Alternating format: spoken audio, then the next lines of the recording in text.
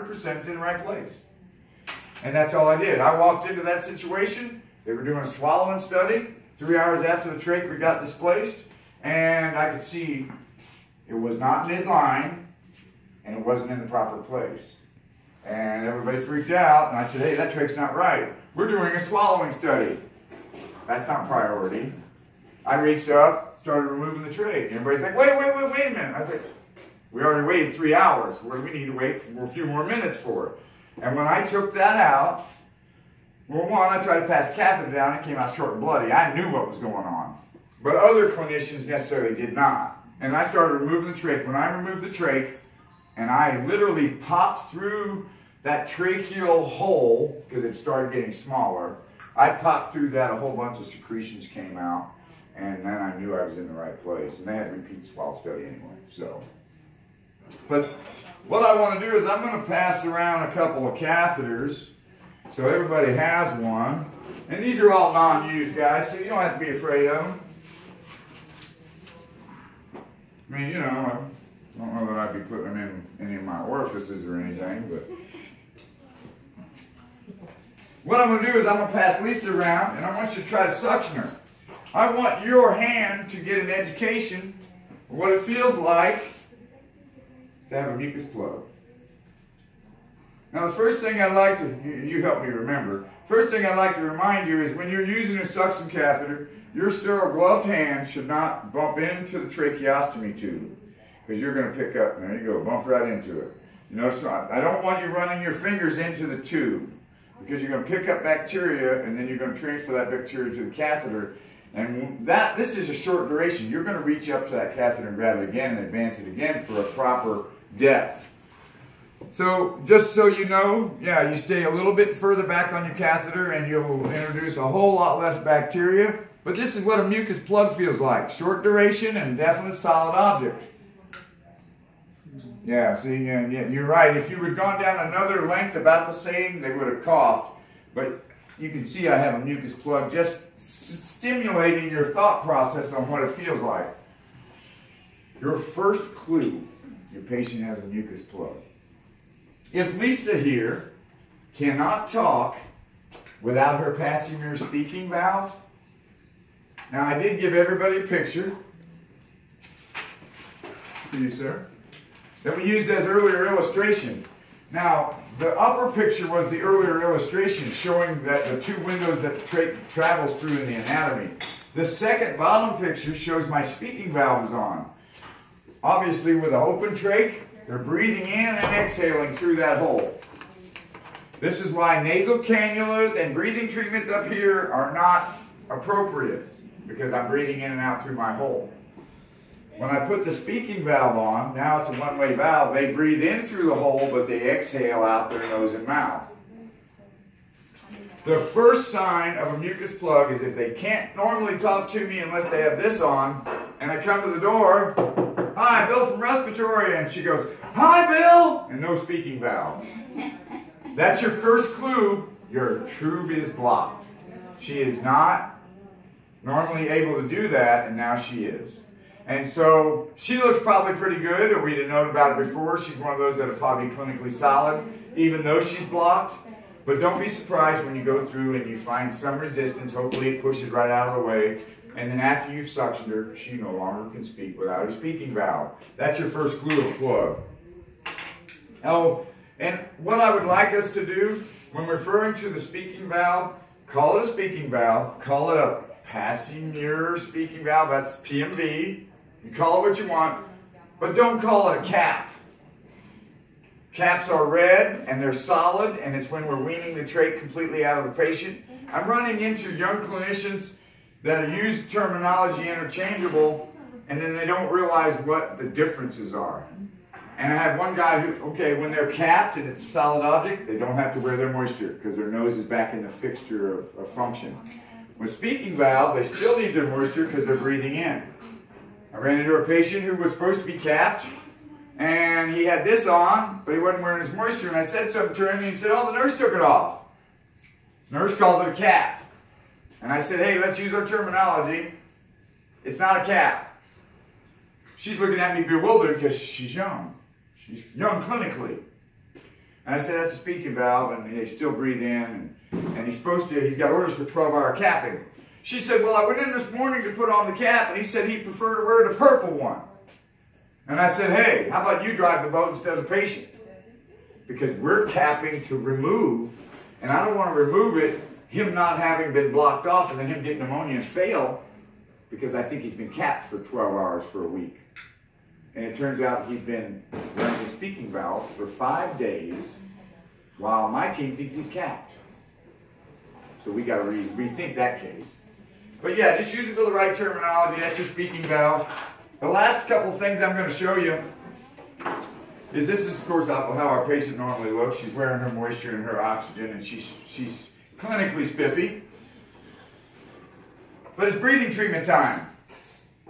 Now this is what it typically is going to look like. I am training my team to do 2 things for you when they set up, more than 2 things, but 2 additional final details. They're going to make you a portable oxygen setup for this patient to be able to go to therapies on, where they're no longer on moisture. We give an hour that says off humidity, not oxygen, but off their humidity for 1 hour, TID, PRN to go to therapies. They'll be wearing a device like this, ultra-portable and set for the appropriate flow. That's one thing I've got my team doing. The other thing is they're setting you up a med-neb setup for those who get breathing treatment, which is most of them. I use a mouthpiece setup. I lose the mouthpiece. I tape off the small end, and I do that intentionally. The reason I do that intentionally is because most of my patients are semi-Fowlers, and they may be, and they're on their back, and they may be ahead of bed 20, 30 degrees, okay? If you do the old school style of neb straight to the bottom of the trach, mask. And I know this, I've done this 30 years. But you need to sit your patient upright if you want this style to operate. And I know you all are staying with your patients through all your breathing treatments as per state requirement. But if your patient's not sitting up and you get called out of the room, your meds won't be done when you come back. Now, knowing that we have a fair amount of emergencies and you all reprioritize and get called out of your rooms on a lot of your neb treatments, I've changed the design in 09 to this. That way you put the T-piece on there, you can swivel it here or here, and no matter if my patient's lying flat, I can still run my neb if it's being not monitored. Why do I do that? Because I want all the medicine to be delivered to my patient. I want my patient to be bronchodilated. I want him to improve, or her, with these treatments. That's the whole idea of having them on board. And I need all the medication nebulized. I noticed a couple of things when I came on board with this group. This is one of them. They were DCing nebs after 20 minutes, whether there was medicine left or not. So I made it so the meds would be gone, but in 20 minutes was gone. And I want you all to know that you put 3 mLs of medication in this nebulizer normally, unless you're talking about a mucolytic or something else that's added to it. And 2 mLs, 2/3 of your dose, is completely wasted normally, because your patient exhales twice as long as they inhale. So 2/3 is going to be delivered during exhalation. They're not going to get it. So I'm only trying to get 1/3 of the medicine delivered, and if you leave half the medicine in the neb cup, I'm not getting that done. And my patients won't do as well, they won't progress as fast. The other thing is, that's a normal individual. How about my COPDers who exhale 4 times as long as they inhale because they got stiff, crappy lungs? That's somebody who needs to squeeze all the juice out of their nebulizer cup. But that's why we designed it like this. We'll have that set up there, and if you can't find it, I would prefer you make it just like it looks right now. A little hospital tape where the green paper is. I just used green for illustration today. The portable, I want to send around to you, because what you're going to do, this cup's supposed to be on it. You pull out, and then you can adjust it to the different oxygen percentages that you prefer. I want you to know how it operates, not just because if it's not there, you're going to go get a Venturi mask. That's what it's called. It has a mask on it originally. You take the mask off, you put a trach collar on it, and you assemble it properly. It has tubing on the end of it that you're going to hook to your portable. But you're going to notice lots of numbers on here. And I know you guys are associated. These are all FiO2s. And there's 3 liters at the bottom of the bottom 4 numbers. That's what those flows require. And the top 3 numbers require 6 liters. So I want you to take a look at that, play with that, so that you're comfortable knowing the amount of oxygen your patient's on when they're out of their room. And what I tell you that I have asked of physical therapy, occupational therapy, and speech therapy, if you take them off their moisture, put them on their portable to take them to therapy, if you can do that, when you bring them back, you put them back on their moisture. You don't leave them there for the nurse to find an hour or 2 later, because it's an hour off their moisture. And that's an hour to go to therapy. Therapy is important. And what time is this, right? Pull it out. Pull it. Pull the whole thing. Roll here, pull here. Oh. It's a smooth transition if you pulled it out of the locking mechanism. Yeah, you see you're still clicking the teeth on the lock. Pull it a little harder, and then it smoothly changes. Yeah. And look at the lines. You don't point it to the numbers. You have to go with the lines that are associated with that number. See, 35 is actually here. You get higher FiO2s, yes, it requires 6 liters. That's what your standard portable runs at. You go up to 6 liters. So your standard portable will run that. That keeps it from desatting. The other thing that I've noticed since '09 about breathing treatments, sorry to jump back and forth, but I really wanted to pass that around before I did the breathing treatments, is I give you an order that says if your patient's on more than 30% FiO2 or fraction of inspired oxygen, you want to run this off 6 liters of oxygen. Why? Why? Because good astute nurses were discontinuing their treatments early because their patients were desaturating. And that's the appropriate clinical call, don't get me wrong.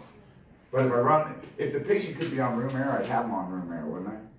But if they're on 30, 35, 40%, they can't really comfortably be on room air, not for 15, 20 minutes. They are going to desaturate. So we started running 6 liters of oxygen from here. Just take this piece of tubing right here and put it here. Set it at 6, and that's the normal output of every air compressor you have in the building that delivers medication nebulizers.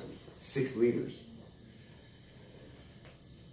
And that way the patient now gets their treatment, and guess what? No desaturation. Use the T, neb stands up on its own. You get called out of the room, I'm grooving. If I find it, I'll DC it, bring you some numbers. If you got a treatment due and one of my team show up, you can ask them to do it. I'd like to think they do it. Unless I've stacked them to the eyebrows with treatments and they feel overwhelmed, then they're probably being more efficient that day. But the reason I like to do it, because I think the best breath sounds are after a breathing treatment. And if I want to hear what they truly sound like, and I want to see if they benefit from their treatments, my clinicians know. I'm a big supporter of them doing these things so they know how this patient's doing, and we make better calls. They do well, they do better, we get the trachs out, they go home. When I'm done with this treatment, take that tubing off of there, put it back over here, and put it back to the original flow that you were on. In other words, when I put in an order for this particular lady, I'm going to tell you that the order is going to say 34 degrees inspiratory temperature, 30 liter base flow, and 30% oxygen with 4 liters. That's what the whole order is going to say. So I went from 4 to 6 to give the breathing treatment. I went back to 4 when I put it back. And I'm going to chart these numbers once every 8 hours. Now, I don't know if you guys do 8 or 12s here. I find some things confusing about the computer when I say Q shift and it says it only gives me 2 shifts. And they don't cover 24 hours of the day. They're still 8 hours in increments. Then I go up and I add 3, and I go days, evenings, nights. And if you guys are doing 12 hours, somebody's charting twice. But this needs 1,000 milliliters every 8 hours. And that's why this is charted every 8 hours. And I apologize if you're on that shift that has to chart twice. The other thing I do, if I was a nurse on this case, checking my numbers, getting those, first chance I get. Filling my water up. I ain't going to hear from this thing alarming about water for 8 hours. And I'm looking at my tank. Is my patient going to run out of oxygen? Now, this tank, if it's running at 6 liters, it lasts 3 days. If it's running at 3 liters, it lasts 6 days. If it's running at 2 liters, it lasts 10 days. If it's running at 10 liters the last 2 days. So all you gotta do is remember a couple of numbers. I got it running at 4. I know 6 liters last 3 days. 4 liters is gonna be about 4 days. If 3 liters is 6 days. Guesstimate, and know that if I got a half a tank and it's running at 4 liters, I still got 2 days with oxygen. I'm not gonna sweat it the rest of the day. So, excuse me. Go ahead. Sorry. I know, throw it out there pretty fast. How do we know that it's empty? I mean. How do you know when it's empty? Yeah. Well, come on up here. Specifically, you come on up here. I'm the lazy guy. When I do in-services, I grab empty tanks. It has gas in it, but it's reading all the way down. It's empty. Okay. And if my airvo ever says 21% room air, first place I'm going, right here. Okay, I can see it says empty. I specifically checked to make sure it had flow before I brought it to class. But I'm grabbing an 80-pound tank, not a 200-pound tank. We're just exercising our brains today, okay? So it says it's below 0, but it still has a little gas in it. But if you take the tubing off and there's no flow there, and this is what else I'll tell you if you want to get really smart about it. Hear the pop? When I let go of my finger, that's back pressure. Some of these that have maybe an internal leak won't have that little pop. And I'm finding that 4 liters is actually a little less than that in my FiO2. You're supposed to make sure it says 30% there. And 30% should give you a good saturation. But if you're getting 25% on 4 liters, don't sweat it. I typically switch the tank because the tank's the problem. And I can tell by the lack of a pop, back pressure. Because when I put resistance on there, it tends to want to leak in on an internal issue. And that's one I want tagged so my drivers can pick it up and fix it. But I do find occasional one. But yeah, look at your gauge. Whatever convenient time early in your shift. Because what I hear, and I don't make a big deal out of it, is my patient, like I have a patient in another building who's really ginger about her oxygen. She got all diaphoretic in a bad way because her tank ran out. And that's just a matter of anticipating the usage. It doesn't have to be that big a deal. It doesn't have to be work. So we covered the airvo. That's your heat, humidity, water, oxygen. Don't turn it off. It's designed to run 24/7. The reason I say don't turn it off is because if you turn it off, let's say they're going to therapy and somebody wants to be overly conscious about electricity use. And we have some of those people around. The next person may not know it's turned off and they'll put it back on the patient and it won't even be operating. Push this key button that's pointing to the right and know that you see those numbers light up, it's operating. But if it's blank, it's off. If I push the power button, it gives me a notice and it's going counterclockwise. It's telling me it's shutting down. If you push that button again, now, I've never done it before, it ever shut all the way off. Yeah, it's not going to activate. So, well, as soon as it finishes shutting off, it won't let me when it's turning off. I mean, that's high-tech equipment, but still has its issues. Once that fades and it's completely shut down, and I turn it back on, it will be going clockwise to tell me it's coming on. So it's completely off. Now it gives me my initial, it will check the last time it was disinfected. We talked about that. It does go 60 days between disinfections. That's not unusual. This is my teaching unit, so only God knows what it's going to say. And then there's your clockwise indicator, indicating I'm firing back up. There's very little water in this chamber. You can see I can turn it pretty good. It's not by any means going to come up to the full line, and it keeps it shut off, and it just runs it automatically. We don't tear this lid off. They are asking us to replace those lids if you get them torn off, and it's just so debris won't get in there. And debris gets in there, it's never going to get to the patient, but it will block up either here at the point that's been punctured or somewhere in this little teeny skinny line. So then we covered that. We covered suctioning and artificial airway. What I'll tell you about suctioning, we really didn't talk a lot about it, but this is what I'll tell you. Standard, what you have in your hand is a 14 French suction catheter. I'm going to put this in here. Your catheter to airway ratio recommended medically is half internal diameter. This 14 French is too big for this 6 Shiley. The biggest trachs I have are 8s, Shiley and Portex. It is appropriate for those, but usually the middle sizes it's a little big. And when I get down to 4 Shileys, then I'll be providing you 12 French or 10 French. 20 seconds total duration. When you suction a patient, you control your catheter either by wrapping it around and controlling it. That's what I call a wrapper.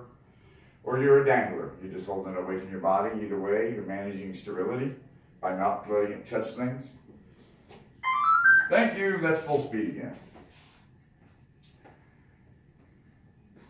If Lisa's my patient, I did my 5 things, so I won't review those. It's a normal thing we do with every patient. She's wearing her oxygen. And while I'm putting my gloves on and getting my catheter together, I'm saying, Lisa, take some big deep breaths. You remember from school, that's hyperventilation, hyperoxygenation before and after suction. Helps them blow off CO2 and raise oxygen levels so they tolerate the procedure better. And if you have to take deep breaths after, they'll recover quicker. So once she's ready, I do this. 20 seconds total in the trach. That's 10 in, 10 out. No suction or foam off going in because I don't want to suck to tissue and poke it. I go in, keeping my distance. Oh yeah. It's blocked. That's cool. I'd already moved on. Okay. So I go in, and I do tell my patients, I'm going in, I'm going down. Here comes your cough. And, and when she goes to cough, I back up slightly and then sound effects are free today. But what I'll tell you, if you don't know 20 seconds, right before you enter the trach, after you've given your instructions, take a big breath. When you need one, your patient needs one. Okay? And let them know. I mean, if they don't know you, cough, cough, cough, cough. I let them know I'm coming out, I'm almost there. I let them know I'm coming out, because if I am down there and you're up here, I'm wondering, when are you getting off of me? You know, I know you're helping me and all.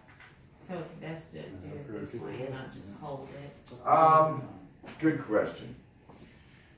I do both. And this is what I'll tell you. If I get into a pocket of secretions where I am sucking some serious snot, I hammer down. I'm not stealing their air. I'm getting what I needed to get from them.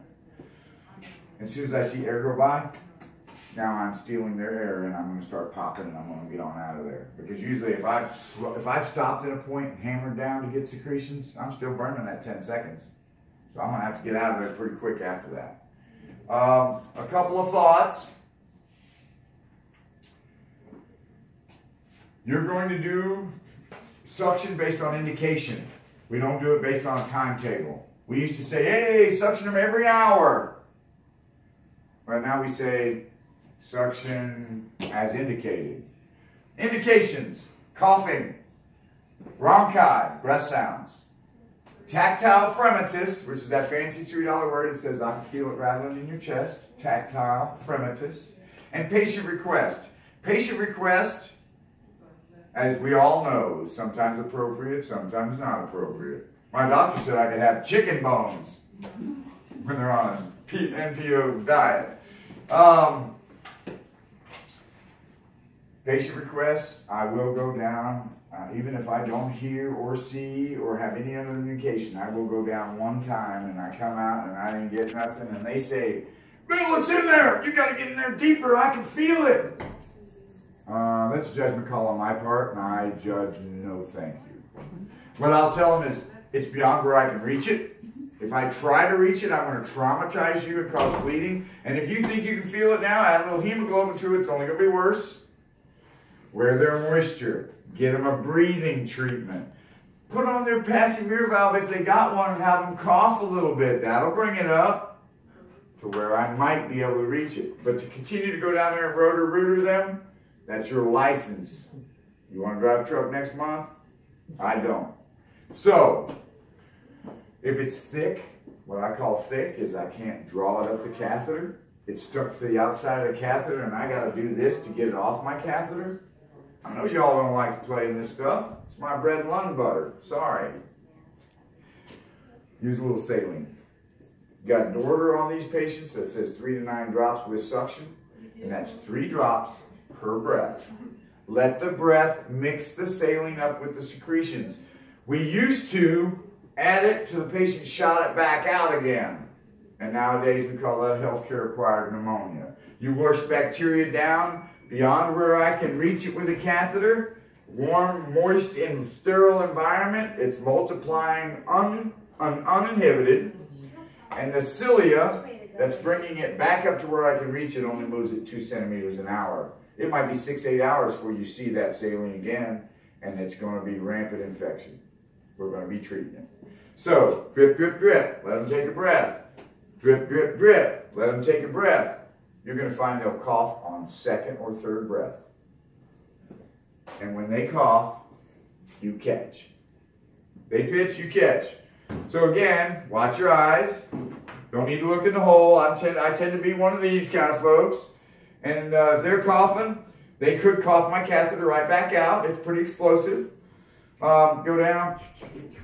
I don't use saline on my first pass because I haven't seen any thick secretions. I don't use it on my last pass because I'm trying to get it all back. I'm just trying to get as much of that thick secretions when I'm visiting, so I don't have to visit them every 5 minutes. So that's going to remove the plug. Then that can soften up and remove the plug. If they cough the plug out, it's going to shoot across the room. If you can get that plug by enough of a, what I call a lion's tail, and you can hear it making noise when you're sucking it, you're pulling it. If you can get it to pull out of there, more power to you. It's kind of tricky. It's hard because it's trying to grab the trach. You're trying to grab it by the tail and pull it out. The bigger it is, the harder it is. I will tell you, I've seen mucus plugs the size of oysters. And you don't see those without pulling the trach. And some of them will come up through their throat. Some of them will jump out, and I mean literally cover most of the palm of my hand when it comes out of their stoma. And that's really, with a gloved hand, you just kind of grab it and get it out of the way. Nobody else is doing it. Sorry, we're all there by ourselves at that point. If I can get the hospital management a little better, and we managing well, mucus thickness will be just something we're watching for. I have a little lady that had an initial mucus plug. She was doing a lot of wheezing. A week later, we're not having any problems because we thinned it out with the heat and the moisture. The higher the heat is, the more moisture the air can carry to the patient, and that's how we resolve them. That's why you all don't have mucus plugs, because you got that 37-degree body temperature thing right on the front of your face. That's suctioning. Airvo suctioning, trach care, and emergent management is what we covered today. Questions? Thoughts? Anything? Have a donut.